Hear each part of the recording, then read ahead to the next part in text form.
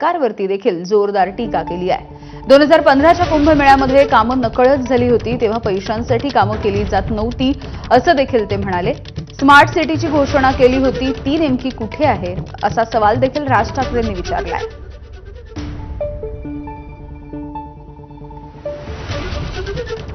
संपूर्ण शहरामध्ये खड्डे पडलेले आहेत, काही गाड्या ट्रक बिग सगळे खड्ड्यामध्ये गेलेले आहेत, माणसं गेली आहेत त्याच्यामध्ये खास करून।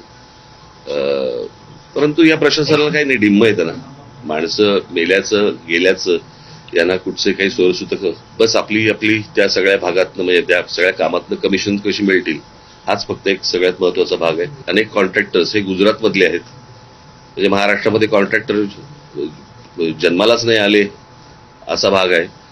आणि वरून जे आदेश येतील त्याप्रमाणेच फक्त हे कुंभमेळे करायचे आणि महाराष्ट्रामधले एकूणच सगळ्या गोष्टी ह्या वरतून जे आदेश येतील त्याप्रमाणेच जर समजा हाताळायचे असतील तर त्यांचं त्यांना लख लाभू। दुर्दैव आहे। स्मार्ट सिटीज काय झालं त्या स्मार्ट सिटीचं, कुठे गेले त्या स्मार्ट सिटी?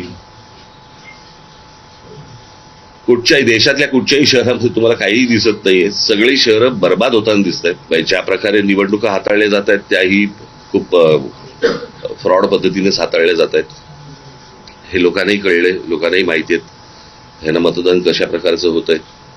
परंतु जे काही करतायत मतदान त्यांनी या गोष्टींचा विचार केला पाहिजे। ते सगळं चालू असताना देखील ज्यावेळेला निवडणुका झाल्यानंतर परत जर समजा भाजपचं लोकांना निवडून देत असतील, भोगा, अजून काय बोलू शकतो मी। दरम्यान या सगळ्यावरती आता गिरीश महाजन यांनी नेमकं काय म्हटलंय ते देखील बघूया। मला वाटतं राज ठाकरे साहेबांचा काहीतरी गैरसमज झालेला आहे। त्याला मी सगळी कामाची यादी देतो। आता जवळपास शहरामध्येच 1,500 कोटीचे कामं सुरू आहेत, त्यातले ठेकेदार त्यांनी सांगावेत। आउटर रिंग रोड सुरू आहे, त्याचे ठेकेदार ठरलेले आहेत, ते सुद्धा त्यांची यादी त्यांना देतो, त्यांनी ती बघावी।